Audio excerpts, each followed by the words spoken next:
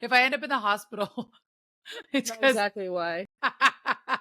You're eating old Girl Scout cookies. but they're so delicious.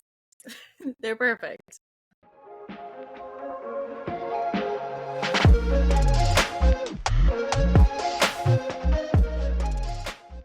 Hey guys, welcome back to the Dark Collective podcast with me, Miss Red, and the ever so gorgeous, so lovely, so tentacle, Miss Bethany is here. You had to throw that in, just slide it real quick. Naturally, because of who we're interviewing today, I felt like that was so necessary. But we'll get into that in a minute. But you guys, while we're recording this, and this is actually going to be, this is the first time ever that we're recording an episode on a Sunday, and it's coming out on Tuesday. And you guys, we're like 2 months away from Sinners. It's really close. I know that Jen wants to throw up every time we mention it to her. Like, we're not allowed to tell her how close it is. I think it's hysterical. Yeah, it's kind of like with the birthdays, like after 30, you just keep turning 30. Yeah. So every time we ask, it's like, no, it's just coming up soon. Mm-hmm. It's coming up soon. We're not talking about like actual details. Oh yeah, because I'm 40 forever. Like, I'm never going up any higher than that. I mean, I love it because, you know, with Sinners, every time we do these interviews, can you believe this is going to be episode 20? Oh my goodness. That's huge. Isn't that crazy? It's our 20th episode. That's freaking insane. But you know, Sinners is literally like 8 weeks away, which is insane. But like, I haven't fully purchased my outfit yet for Sinners. The cool thing is, I mean, again, don't quote me on this. I may not have to worry about my shirt at the convention, if you catch my drift, but I don't know yet. So I'm still planning as if I do have to have an outfit for every single day. But that's fair. What about you? So I'm kind of sort of cheating a little bit. I'm reusing an outfit twice while at Sinners. Like, not an outfit I've used before. I have this I'm very excited about it. It hasn't come in yet. But Joy helped me kind of like piece this together. Little like kind of dark pixie, dark nymph-esque. It's gonna be so cute. I can see you very much in like a nymph fairy situation. So excited. Just give me wings and like high platform heels, and you'll just see me like bouncing around the convention. So if it works out, it's definitely gonna be probably like my Thursday meet and mingle with the authors and vendors. And then I was thinking of reusing it for brunch, but I have a second outfit that I might completely go a different aesthetic. So my other outfits, everything except for the ball. I'm planning everything except for the ball. Like, I just don't want to. Oh, that's funny. Yeah, my outfit for brunch has been chosen for like a year, because remember I found that amazing like tutu thing on Dolls Kill. So that's like the one time I won't be wearing black, because everything else I'll be wearing black. Like, that's just who I am. Brunch is very light. Yeah. Like, so like I'm literally wearing like just a simple black dress with a see-through dress over it for the author meet and mingle. But like, okay, so I have to tell you this because I didn't tell you this earlier. So I had no idea, because you guys, I'm in San Diego. Joy lives in Vancouver, Washington, and she's in LA this week. And I had no idea. She texted me and I like missed it. Aww. And I was in LA today getting my nails done. Whatever, it's fine, but I had to be home to do this. But anyways, she sent me a picture. So you guys, there is this breathtaking cape that's on Etsy that I want so bad. But this cape, which is, you guys, I can't really explain it for you to really understand how gorgeous it is, but it's like a bridal cape, but it's black. And so it has these like really beautiful beads that across the back. So you have to have an open back dress. It clasps in the front. It has almost like shoulder pads, but those shoulder pads are appliques that are sparkly. Yes, and then it has the sheer cape that only goes down to the arms to the floor. It is beautiful. But it is $395. And that is a little high for me, especially because that's not a dress. It's just an accessory to the cape. Yeah. So Joy sent me a picture and she was like, hey, I'm in LA in the fashion district. I think I might be able to make this cape for you with stuff I can buy here. And I was like, bitch, I'll give you all the money in the world. As long as it's under $300, I'm down. I'm down. It's happening. Right. Because like I found, it's funny because I found the exact cape on Amazon for like $75, but it was literally the exact same pictures from the girls' Etsy shop. So they definitely stole those images. Yes. And so I was like, not supporting that, not going to do that. Correct. Because it's so unique and so beautiful, and I can wear it over a simple black dress and it'll dress it up, right. Right. No, yeah, that would be gorgeous. And that's a beautiful like detail to add. Oh my gosh. Plus, you're gonna see me running through the ball, just going like this, like flaring my arms like I'm a symphony instructor. Like, look at me. It's the gallant bit, like just all the way across. Like 1,000%. Oh, it's gonna be so good. But yeah, it's just crazy to think that it is only 2 months away. You know, I'm leaving for Connecticut in like 3.5 weeks to go to Romanticon with Jenn. And you just got back from Jenn's and you guys did a bunch of stuff, which was really cool. Yeah. Some stuff you guys can't talk about, which is okay. But did you have any espresso martinis at 8 in the morning? No. I had energy drinks, which I may or may not be sipping on right now. What did we have? Okay, so someone's gonna fight me on this. I won't say who recommended it to me because that way they don't get any backlash. I'll take all the backlash. Someone told me to do, what did I do? It was Box Red and Sprite. Oh.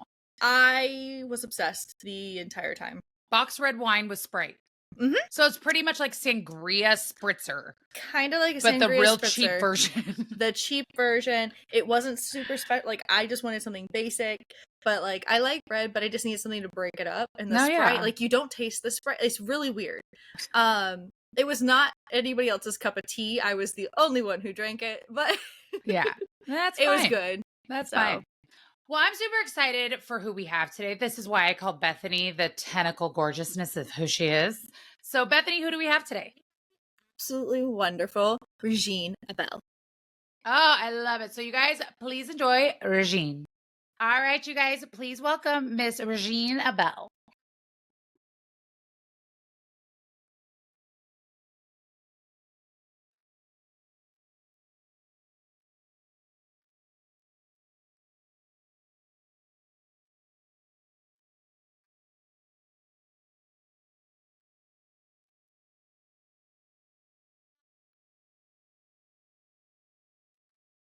Loud, and that's just my personality.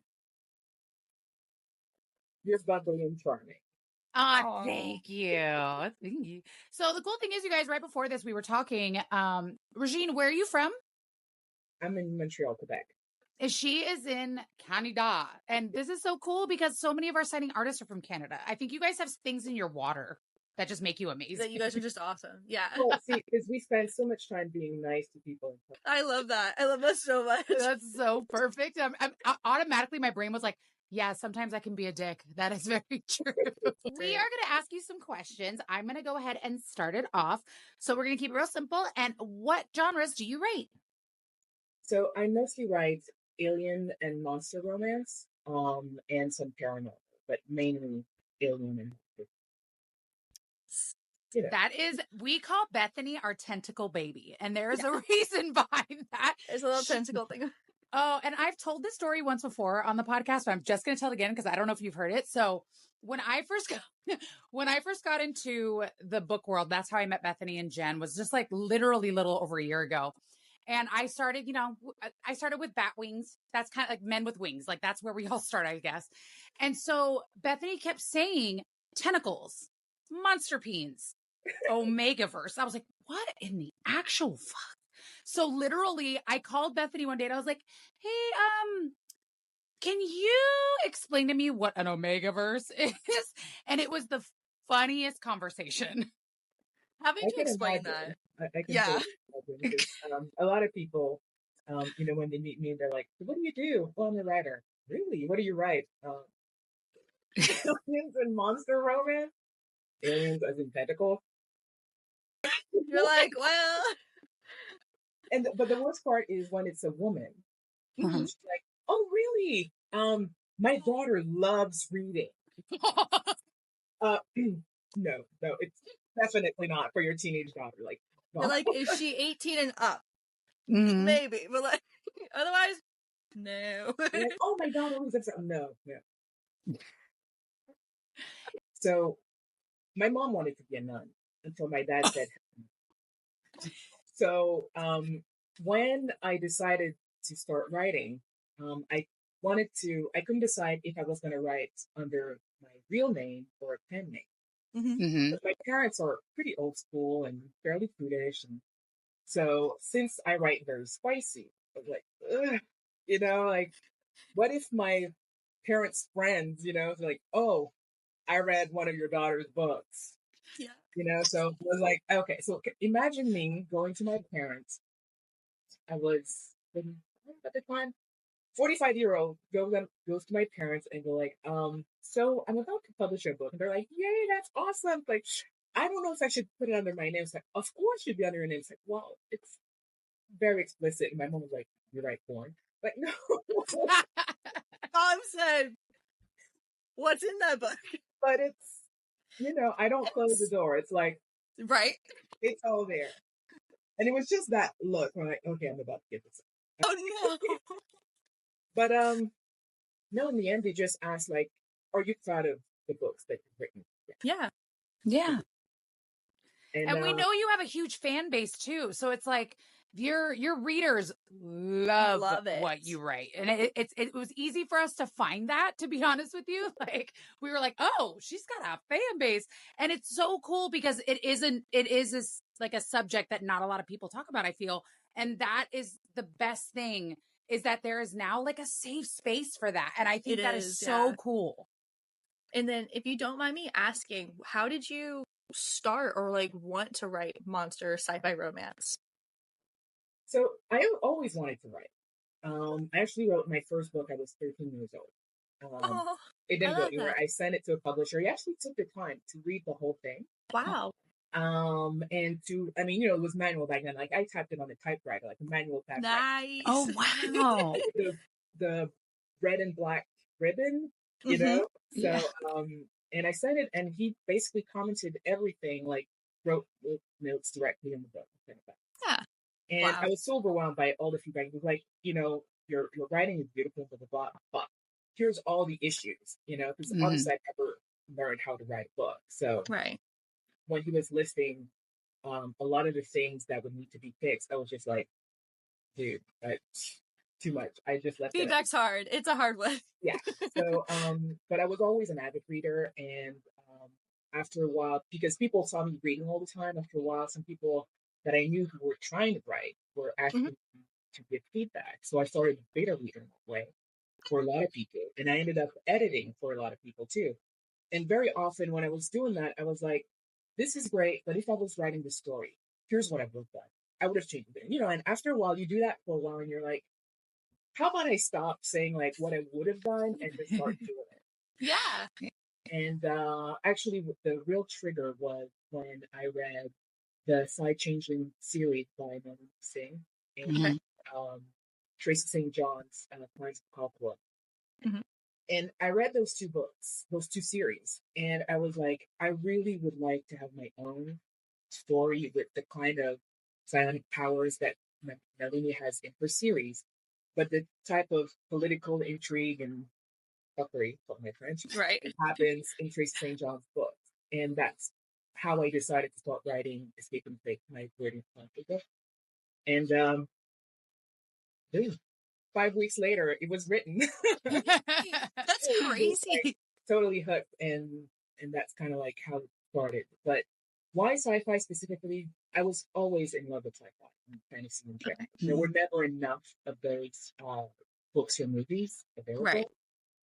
And the first time I stumbled on one of those books, I just got hooked, and I read everything I could find in the genre. And I pretty much knew at that point that's what I wanted to do. And that's basically how it started. That's so cool, though. My gosh. But it's kind of crazy because, again, like I was saying earlier, like a lot of people, book talk is blown up right now, right? We can all agree that book talk has just become insane. And I feel like, certain books got people into it, and like, it's a lot of fantasy, right? It's a lot of fantasy. It's a lot of romantasy. So when you talk about monster romance and sci-fi, it's kind of niche, right? So like, how did you decipher to get into that and like create that sort of situation? So actually, it's a lot less niche than people realize, because a lot of women avid readers. When you tell them about sci-fi romance, their instinctive reaction is like, and the problem is that to a lot of them, they equate sci-fi to super hardcore nerdy. You know, so it's super technical, and they're going to be like lost and confused.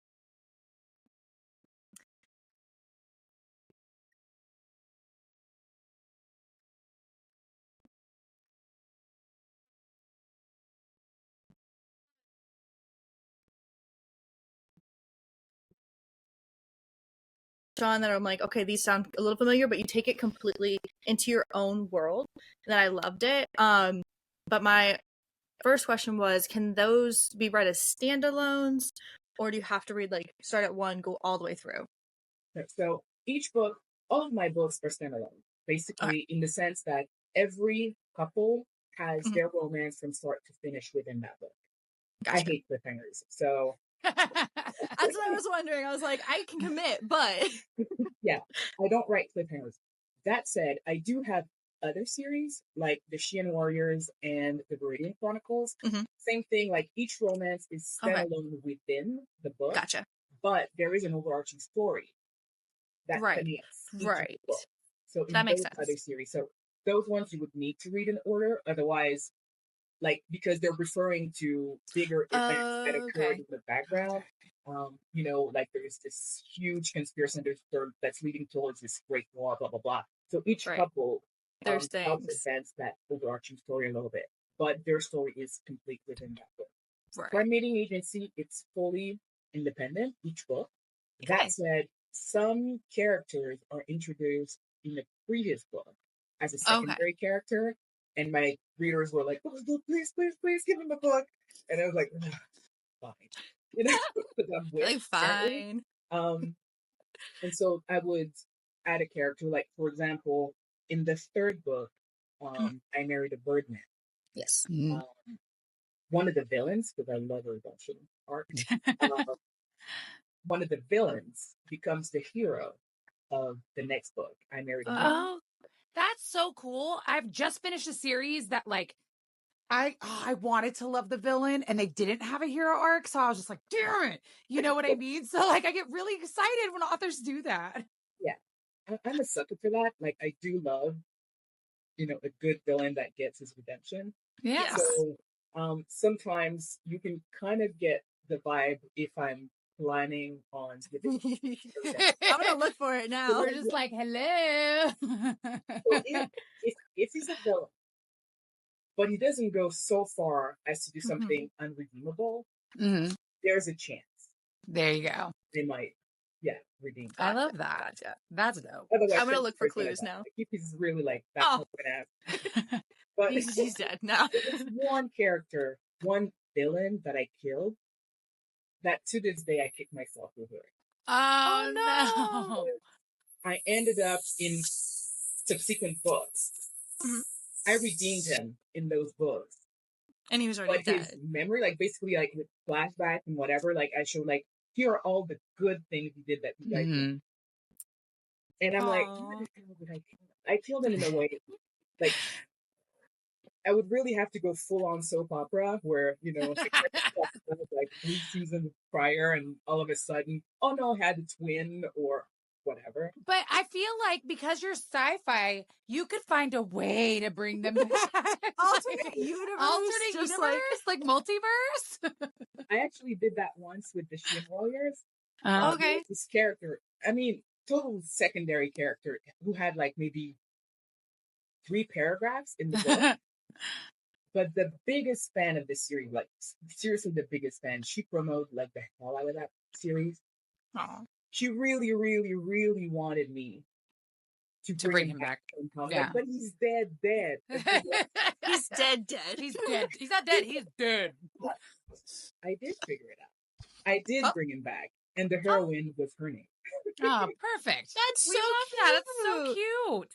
See, this is amazing. why I have always been a big fan of authors really getting to know their readers. Like they're not just out there to sell a product. They're out to like share their work with the world and get like create a family. You know what I mean? Because found family is a real thing, and I think that readers to authors mean that. And so hearing that just like warms the cockles in my tiny little black heart. Like, like I love it. Oh, I love that. That's adorable too, though. I know. Okay, so I do have another question. So you talked about a few of your series. So how many books have you published? So full-length novels, 41. Wow. My God. Yeah. So wait, side question, how long have you been writing? This is my 7th year. Woman, that is insane. How many total? It was 41. 41 full novels and 4 novellas. And I'm I'd say about 10 days max from publishing the next one. That's insane. That is so crazy.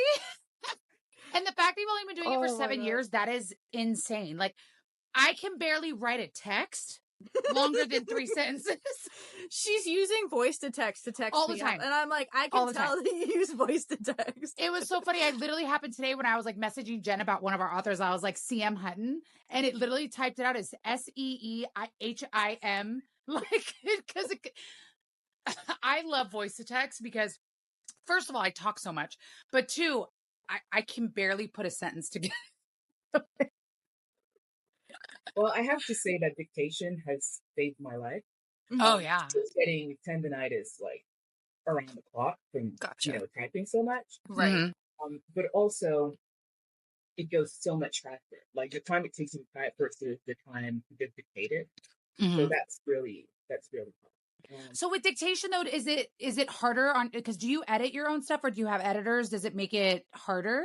So I edit my own stuff and then edit it. But no, it's not that hard because I write the same way I used to design games. Oh. I'm very structured. Like a lot of the things, I'm very, very structured. Like I'm definitely a plotter. And so each of my books, I have like bullet points, about like between 10 and 30 bullet points per chapter. And I write the entire book that way. So I solved all the problems ahead of time, all the issues, like why is that person doing that? What's the purpose? What's the goal? How are they going to go about it? And Right. like, who are the villains? How they come in? How they go? Blah blah blah. So I do all of that ahead of time. So by the time I start writing, I basically just have to flesh out what's already been broken down. So at that point, I'm basically almost reading it, but it's really just fleshing out all those bullet points. So that really makes a huge difference. I don't know how pencilers do it. It kills my word count. Like when I try to pen, like if I get one section that I didn't really flesh out, I'm like, oh, you're done. It's like I will write maybe 200 words in an hour, and I just want to throw myself out the window because it's just like, what? Whereas when I'm properly outlined, I would write maybe 1,000 words in an hour. Oh, right? Wow. So it makes a huge difference. It is. Oh, go ahead, Bethany. Well, that's what I was going to say is, so like start to finish, typically, like how long does it take you to, like from an idea to, like you said, like you're 10 days away now from the next one. And if you want to give us any teasers on what that one's about, if you want to talk about it a little bit. I can only say it's another crime mating agent. That's fine. I'm good with that. Fair. That's going to be. Another crime mating. Well, the thing is, I was writing a different book. Okay. That I've been really wanting to write for a long time. The 7th book in the Bleeding Chronicles series. Okay. But my muse is a bit. She is super moody. Like she's gonna be like, "Oh, let's write this. Let's write this." So we start writing, and it's like, I don't feel like it. How about that one? You shiny, and then and squirrel. The thing is, I make my own book covers. So when I'm really stuck at one point in the writing, or when I'm trying to avoid the sex scenes, because those are the hardest for me to write. Like after 41 books, we've done every position, purpose, every, so now you're like, oh God, what's going to be the next one? So sometimes while I'm trying to figure out what it's going to be, I'm going to start working on a new book cover. Oh, okay. And often it's going to be a challenge. Myself, like, am I able to create that alien? Because, it's a monster. Right. So able to create it. So here I am, like digging around with it, and I ended up creating the one that I'm currently writing, and I kind of fell in love with the character once I was done. I was like, oh, I'm gonna write it. And that's basically, and my muse was like, I agree, we want to write this now. I agree. So, let's write this. That book ended up being shot again. That's and it's funny. So crazy because you say that you're a plotter, you're very organized, you do the things the way you do, whereas doing this interview, this is our 20th interview for our podcast, but more than half have said these exact words. I do not plot. And I'm just like, how? What? And basically how they explained it to me was they're like, I get all my fucked up shit and then plot around that. And like, I'm just like, that's probably how my mind would work. But then I meet the other authors like you who are like, oh no, I am a plotter. I am organized. It is bullet pointed. It is everything. So I love hearing how not only do you do that, you make your own covers, you do your own editing. Like it is incredibly, like I'm in awe that you can do that. That is insane. That is insane. That's beautiful organization. But it does make a huge difference because my friends who are mostly pantsers, they suffer like hell. Like, they get at the end, they're done writing the book, and they're like, okay, now to edit. It's going to take them days, if not weeks, trying to edit because now they start plotting all the plot holes, all the things that they didn't account for. They're like, oh, now I need to add this scene or I need to move this scene around. And I'm just going, just thinking like, you're like, I'm good. I'm good. Your editor hat is on and you're just like, I don't know. My friend, she's basically, I often make jokes about Nancy Cummings. She's another firefighter. Very often, she's going to say, okay, I don't know what's going there because she's the pantser. Like, I need a transition between this scene and that scene. So she just put like, insert transition here. And I'm like, really? She's like, yeah, that's future Nancy's problem. And I'm just like, I would have anxiety just trying to continue writing, knowing that there's this thing that I haven't done. And once I let her Nancy me, into basically writing insert sex scene here because I was really excited about the scene that came after. Right.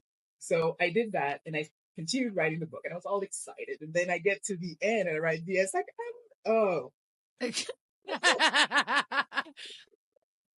There's the sex scene. Fuck. In my case, since usually I'm really good about it and everything is well plotted, when I reach the end, my editing is really little editing because the book is already the way it was meant to be. I'm not going to find plot holes and things like that. It's mostly going to be more line editing, in terms of like, are there too many repetitions, like typos, and does that sentence flow nicely? Could I, rewrite in a way that's a little better? So it's really mostly that. So editing for me is like that. So people are very often surprised when they're like, yeah, I just finished writing it like a couple of days ago, and I'm like, yeah, because my editing process is super short because all that heavy lifting you did it in the beginning early. Makes sense. So, that does. When my editors go over it, they also go like, okay, so it's mostly proofreading. You're like the easiest one ever. They're like, yeah, exactly. Like, oh, I'm just a little clippy that's on Word doc. That's like, I have nothing to show. We're good. I do get stuff, and mostly because I'm a native French speaker. Oh, okay. There are things like some wording, but sometimes I might be like, nah, that's not how we say it.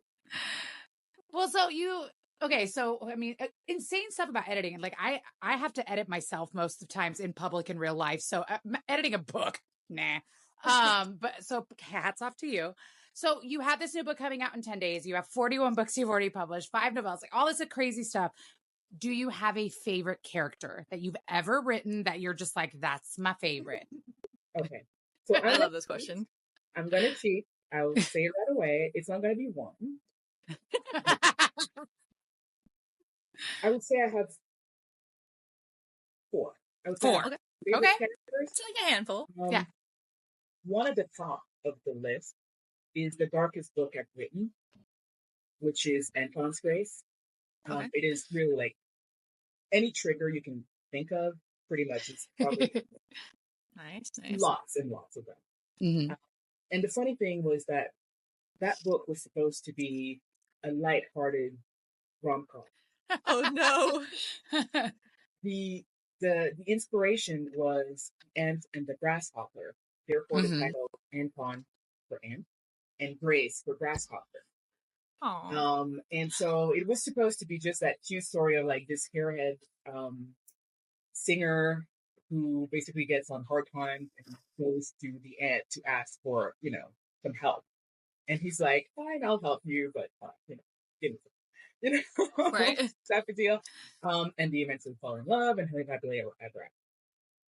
But as I started writing it, I realized that no, for this to really work, it needed to be dark. And it got darker and darker and darker to the point where for the type of books I usually write, he would mostly be unredeemable. Interesting. But for me, I only write happily ever after. So there had to be, like, so he had to redeem himself. And so I needed to give him, like, a really terrible backstory to explain how he is, and how he grows out of it. So, I bawled my eyes out writing that book for both characters. Really and so I have a really soft spot for him because he earned his happiness, and so did Shrek, right? So I'm really attached to him for that reason. The other guy that I really love is another like Walker book. That's The Nightmare. That one is more paranormal because Zane is actually a psychopath. He truly is. He doesn't give a shit about anyone. No, he would love to kill and destroy everyone. But for the heroine, he would burn the earth to the ground. Like, I love that. That is what we want. We want. I will break down barriers, including your mind, and I will find you. Absolutely. So, I mean, he was her knight. He did kind of stalk her. But but it's everything out of love for her, and he really does anything for her, and becomes he kind of becomes an unwilling hero. Mm-hmm. Right. So love it. Okay. Second favorite guy, and then the two others are in my crime reading agency. So the Naga and the Minotaur. Mm-hmm. I should have said the Lizard Man because he was really the one who started that series. I mean, you can have other favorites. I love him. But Zaro, the Naga, he falls first, right? He kind of falls right away, and he knows that there's a good chance he's not going to be able to keep her, but he makes sure that she will fall in love with him. And and he feels like, fuck. And Zatric from Minotaur, fourth one, he was the anti-hero, like he was the villain in book 3. Right. Mm-hmm. And he's just like this grumpy fluff, and you just gotta. I love it. And he's a cinnamon roll, but he's like grumpy and tough and blah blah blah. Yeah. And the banter between him and the villain is just like, I cracked myself up just like writing. I see your little like I don't know, are they cartoon strips that you've posted on your socials, kind of like ones that you've done? Those crack me up, where it's like your characters interacting in like a locker room or like different situations. Now, I think you said you drew those, or like did you design those, or did you have someone do those? But I have, because I have a few artists who work for me full time. Okay. And Laura is the one who draws the comic strip. So basically, I just write the script. Gotcha. I love it because I've never seen anything like it. You know, like it's so different from pretty much any page I've looked at. So I was like, that's dope. Like, I love it. I can imagine how my parents or like grandparents were when like the newspaper, like the Sunday. Oh yeah, that's me. When you're posting, I'm like, hee hee. This is great. I'm having the best time. I have a little cup of coffee. That's so Bethany. I love these comic strips. Like, there's like a variety of different comic strips, you know, that you see on Facebook, and I always enjoy them. And I was like, I'd like to do one of my own, because I am turning 2 of my books into graphic novels, into art. Oh, cool. So, the first one, Doom, She and Warriors. Actually, all the people who pre-ordered from me for Sinners and Stardust will get the first 3 chapters printed. What?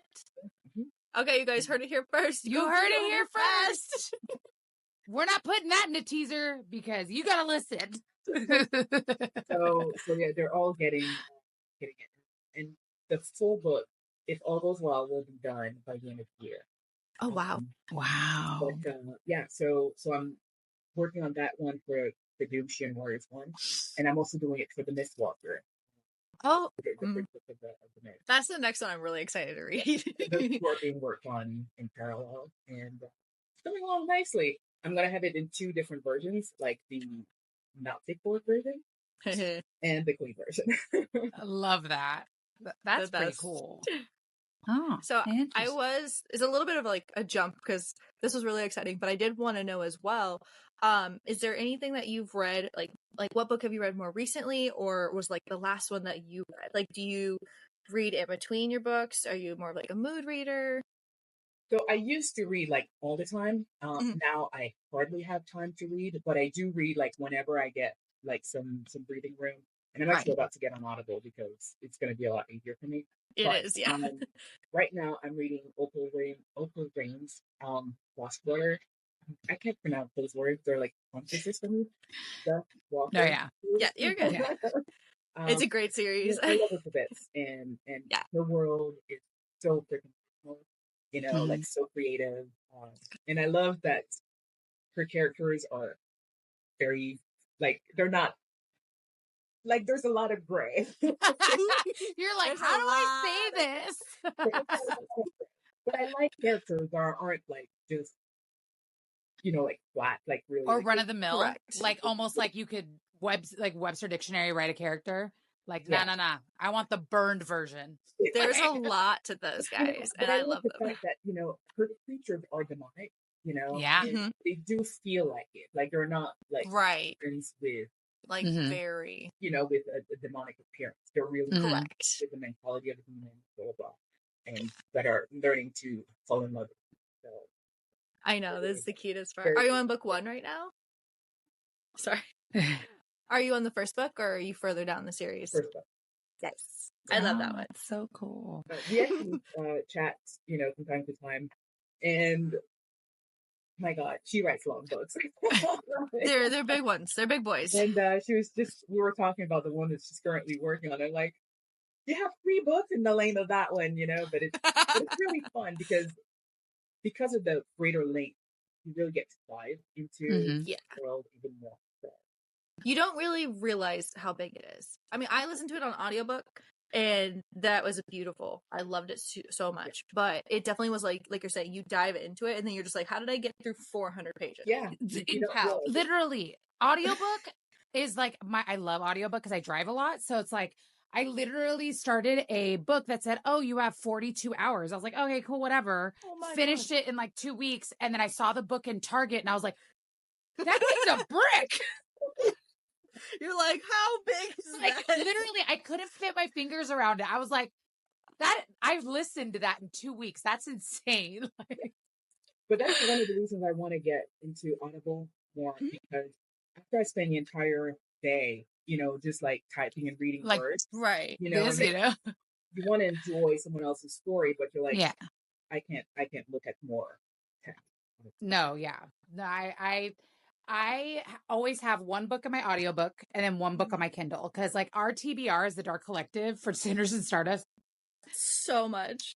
And it's like, obviously some of our authors only have series, so I don't have time to read the whole series, so I'm left with this humongous cliffhanger, and I'm just like, I gotta move on. Like I can't regrettably, damn it.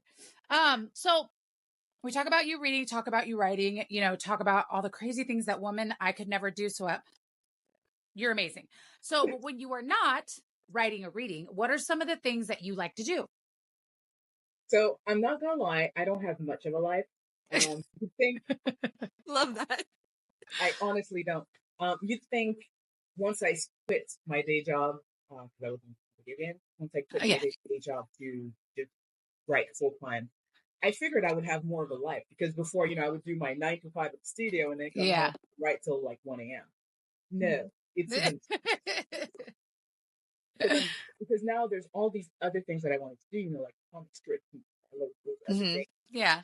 And I do my own translation, French translation. Yeah, I'm translated in 6 languages, but I do my own French translation, the other one by outsource. But it's just like literally because like a lot of people don't watch our podcast, they listen, and I was like, I wish you guys could have seen me and Bethany's faces just now, because we were both like, what? Just casually dropping that, and we're both just like, what? Like, what? Sorry, Regine. Like it's just that moment was so perfect. Well, yeah. So it's like, so I'm almost always working, but I do try to find some time to play games, because I am a gamer. What can I say? Yeah. But I have forced myself to move a bit away from some of the hardcore games, because once you get into it, forget about it. I have basically snubbed all MMORPGs because when I used to play World of Warcraft, forget it. It's like my husband with Call of Duty. Like when he's playing Call of Duty, it's his earphones are on and he's like, motherfucking shit, damn. And he's talking to a 12-year-old, and I'm like, what is happening? So those games, I try to avoid, so now I'm just on the more casual side. But I will, I'm still gonna keep my eyes peeled for certain kind of, golden games like that, yeah. So that's probably some of the things that I do. I like singing. Cool. So I will do a little bit of that. But aside from that, reading when I can, and mostly working more on the art side, because I'm not an artist. But like I said, I make my own book covers, and I really try to improve my Photoshop skills. So I will do like all kinds of little tutorials here and there. Is it weird that I'm like creating your resume in my head? Like literally, it's going down the list. It's like this woman does everything. Like it is, and like you said, singing, and I was like, oh yeah, she knows French. She probably sings amazing in French. Like literally, that's like how my brain just started to work. I don't know why. I am curious though. I'm not gonna forget the resume part in my brain though. I am curious. You said that you're a plotter, right? And you've had experience before you were an author, like fully out there doing it, because like you said, you've been writing for a while. But what is something that you wish you would have known or could have told yourself when you started? What's something that you've learned that you wish you've known in then? the 18,000 things that you do? Yeah. That's a tough question. I think as a new author, probably what would have helped me the most was really learning to like who my target audience was. Like I knew what I wanted to write. But when I first started, at first I was like, do I want to go with a traditional publisher or do I want to go self-published? Right. In my head, it was always like go with a traditional publisher. But when I was going to get into it, at the time, a lot of the authors I used to read were with Lois Page. And then I was looking into them, looking at how to, publish everything, to submit everything to them. And while I was looking into them, that's when the huge scandal came out, how they had been scamming all their authors, not paying them, and that, within 2 or 3 months after that, they went bankrupt and shut down the Walkway. Oh my goodness. So I really dodged the bullet there. But so at that point, that's when I ended up leaning more towards self-publishing, and I'm so happy I did that. But once I did, I didn't really know anyone in the, sci-fi romance space.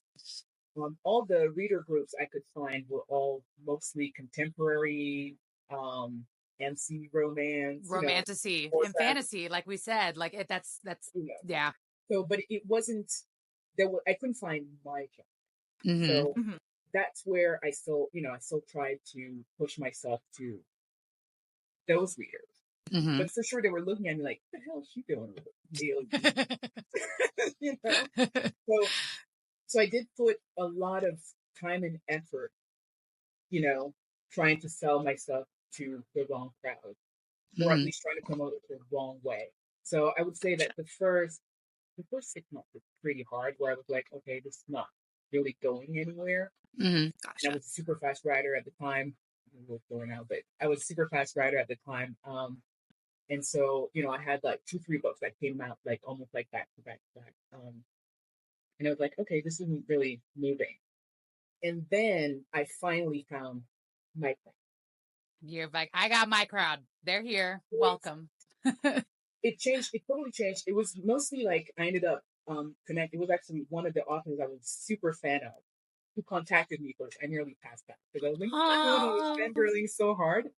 And she reached out to me and we started talking, and then she invited me to join her little tribe, of other authors in the same genre. And it changed my life.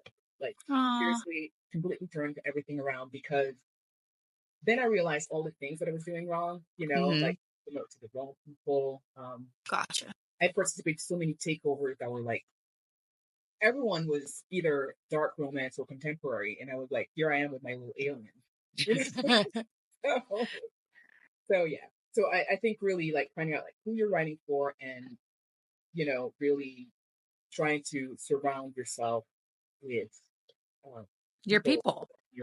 Like find your tribe. Like God, that is such. I love that. I will always love that statement. Find your tribe.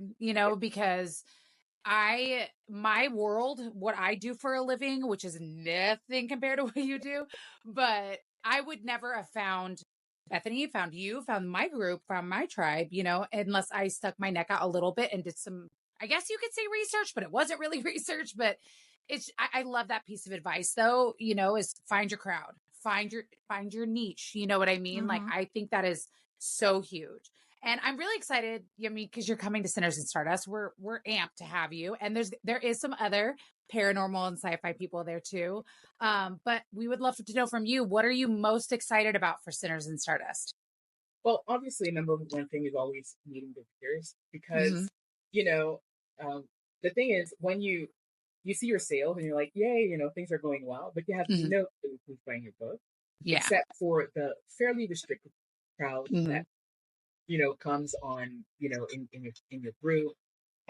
or that reply occasionally to your newsletter and stuff like that. But Right. meeting them in person is a completely different energy. And some of the people that do come to the events are not people that are necessarily in the Facebook group, and others, they're like, okay, your stuff is funky. Especially in my case, I have a lot of naughty, like very naughty friends. They will be at my table. I cannot wait. You will get an eyeful of alien people of every shape and form. So a lot of people do like the look on their faces. I remember. Oh, I can't wait. You need to have like a little secret camera thingy just to like. Oh yes, you should get a spy cam just to get people's reactions. It's in like a teddy bear, just a random teddy bear on your table. I'm gonna be like, I'm not gonna do that, but it's a baby lizard. It's a lizard, and just but.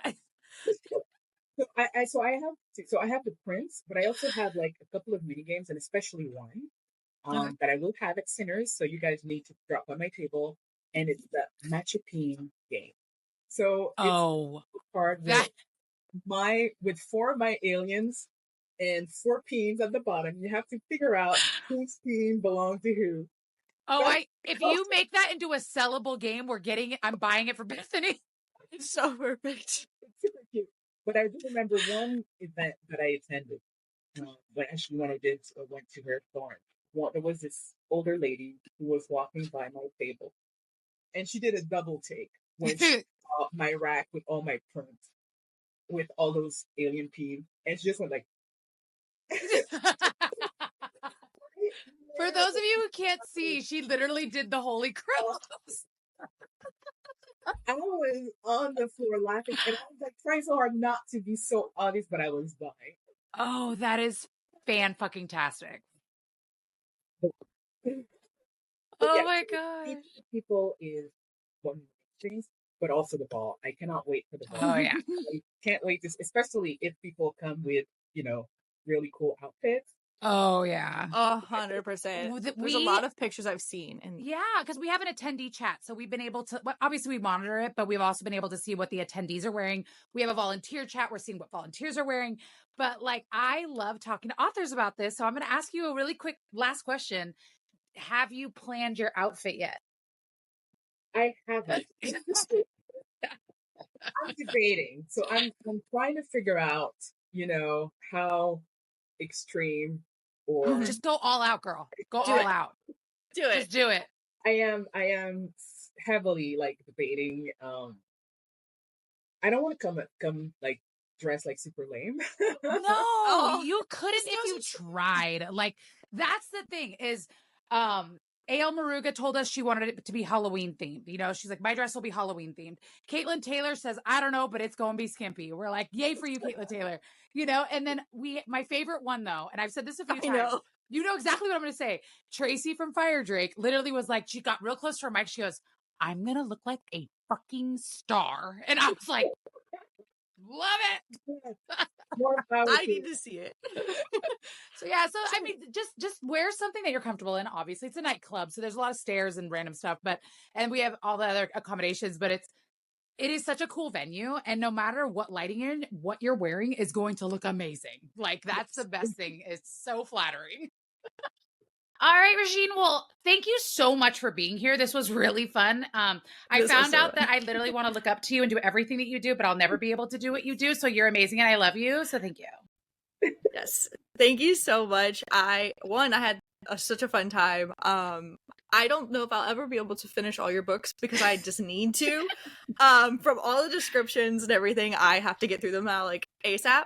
But seriously, thank you so much for all of your advice too, and just hearing like everything that you've learned. It's really inspiring. I'm not an author or aspiring. I really love the people who are though, so I hope that they can take something away from this today.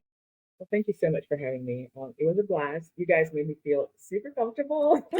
Even though like usually like the super introvert, super shy, like once an hour. but I had a blast. Thanks for having me. I'm looking really forward to meeting everyone over there. And ladies, you do love sci-fi. You just don't know it yet. Yes, that is so good. That is so good. So, Regine, how do we find you on socials? Just one thing. On social media. Actually, you can find me on Instagram, Facebook, TikTok, Twitter, well, X. Yeah, pretty much. And then what's your handle on Instagram? It's abel.regine. Perfect. Whereas everything else is regine.abel, but that one is backwards. We love a good little scheme in there. All right, you guys. So make sure to check out all of Regine's socials and make sure to check out the podcast every Monday at 9 a.m. Pacific, 12 p.m. Eastern.